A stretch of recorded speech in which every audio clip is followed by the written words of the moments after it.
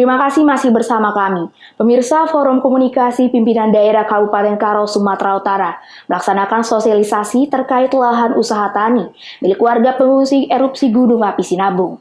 Dalam sosialisasi tersebut sempat terjadi keributan akibat warga Portipi Lama yang tidak mau mengosongkan lahan yang mereka tempati dengan alasan lahan tersebut adalah tanah ulayat.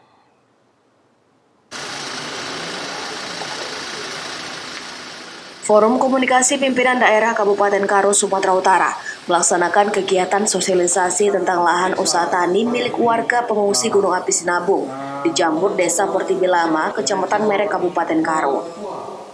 Sosialisasi itu bertujuan untuk memberitahukan kepada warga Desa Portipi Lama bahwasanya lahan seluas 260 hektar yang saat ini dikuasai dan dijadikan lahan pertanian merupakan lahan yang ditujukan untuk pengungsi Gunung Api Sinabung.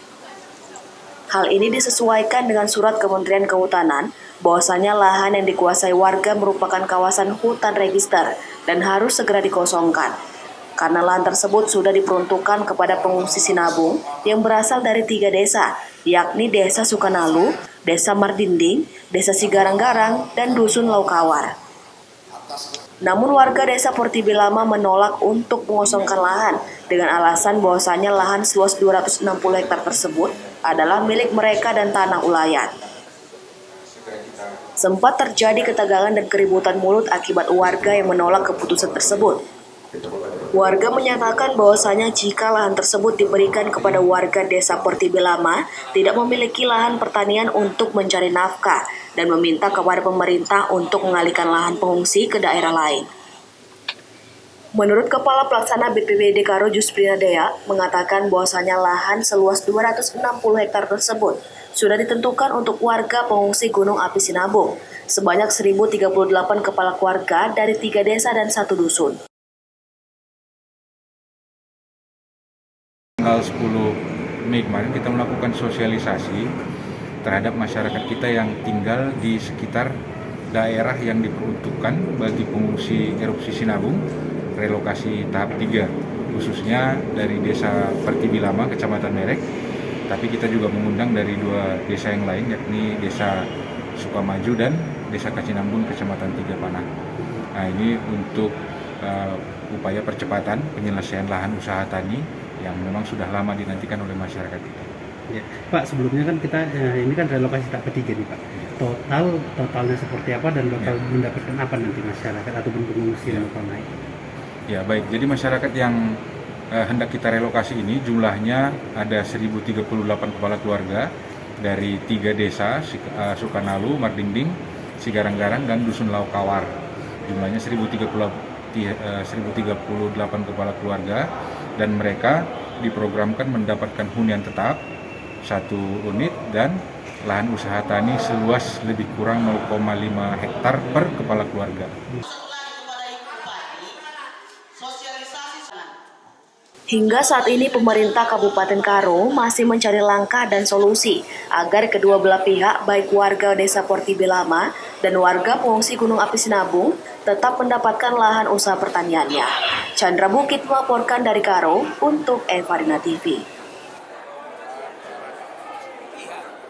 Pemirsa, salah seorang calon jemaah haji tahun 2022, Lembaga Penyambungan 3 Mandala Natal, Sumatera Utara, batal ikut menunaikan ibadah haji dikarenakan peraturan baru yaitu pembatasan usia. Inilah Nenek Sufiarni Tanjung yang berusia 66 tahun. Kesehariannya berjualan nasi. Ia tak kuasa membendung air mata saat menyaksikan kenyataan pahit dikarenakan namanya dicoret dari daftar calon jamaah haji tahun 2022. Pencoretan tersebut dilakukan oleh kantor Kementerian Agama Mandailing Natal. Pemilik warung nasi ini telah bertahun-tahun menabung untuk berangkat haji. Setelah tabungan terpenuhi, justru dia menerima kenyataan pahit dikarenakan pembatasan usia. Sufiarni Tanjung mengatakan bahwa informasi pencoretan namanya dari daftar calon jamaah haji diperoleh dari Kementerian Agama Mandailing Natal lantaran adanya pembatasan usia calon jamaah haji akibat dampak dari pandemi COVID-19.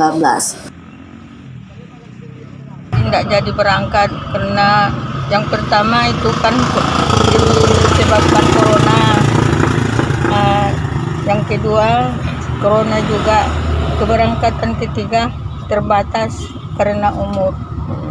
Harusnya tahun ini. Harusnya tahun ini berangkat, tapi paling sakit lah tahun ini berangkat sebagian. Mana yang tua nggak ikut, mana yang muda berangkat. Itulah makanya memang sudah begitu peraturannya, tapi perasaan itu sedih lah. Kalau kayak gitu bukan yang dibuat-buat itu sedihnya. Memang nggak dibuat sedihnya. Yang dirindukan cuma itu kan.